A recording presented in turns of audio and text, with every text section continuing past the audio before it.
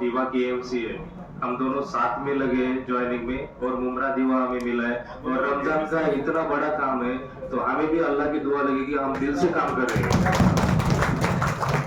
ये मैं दिल से बोल रहा हूँ कि रात के 9:30 बजे भी मुझे इतना अच्छा लगा कि मैं आपके लोगों के लिए काम कर रहे हैं। और कोई भी प्रॉब्लम आगा तो हम दोनों दीवा की जो बर्बाक समिति में जो रिसोर्सेस है अवेलेबल, जितना मैन पावर है, हम 2 शिफ्ट में इधर लगा रहे हैं। दीवा और मुमरा में अभी दीवा के भी काम करेंगे लोग, और यहाँ 2 दिन काम करेंगे, वहाँ 1 दिन काम करेंगे।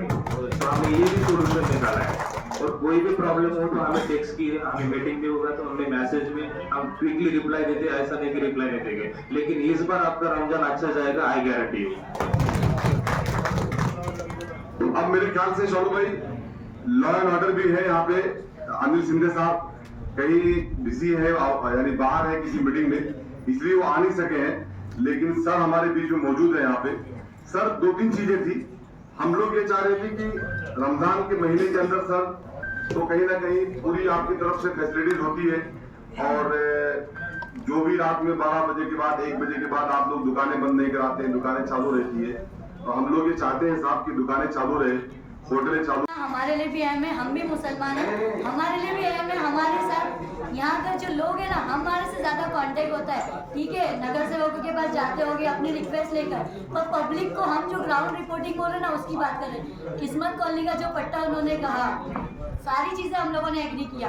आप लोगों के हिसाब से आप बराबर कार्रवाई कर रहे हैं। बस मेरा इतना बोलना है कि आप जितनी इनलीगल होकर है, इन्होंने तो 2 लाइन बताए, हम आपको 4 वीडियोस देते हैं, 4-4 लाइन। एक अगर धंधा लीगल है तो वो अपने खुद के 4 धंधे एक्स्ट्रा लगा के भाड़े वसूल रहे हैं, तो इस पे कार्रवाई कौन करेगा? ये देखो, जो येलो लाइन के बाहर जो भी आ रहा है तो उसके ऊपर हमारी कार्रवाई चल रही है। और हमने रमजान में बहुत ज्यादा फोर्स लगा के दीवा और मुमरा दोनों मिला के काम कर रहे हैं, और 2 दिन यहाँ पे काम हो रहा है और 1 दिन दीवा में काम होगा।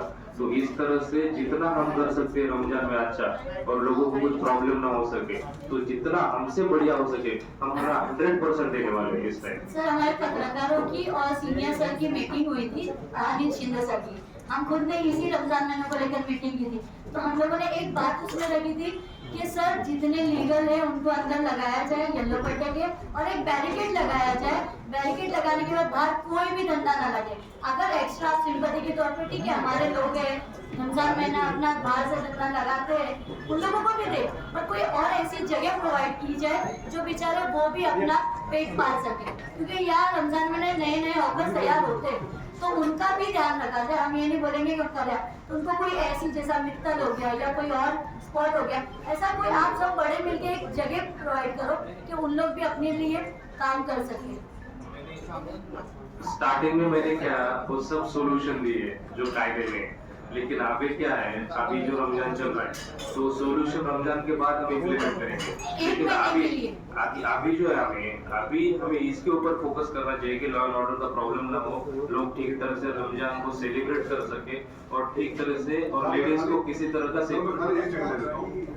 भाभी आपका सवाल बहुत बेहतर है, कोई भी बात आपकी गलत नहीं है इसके अंदर।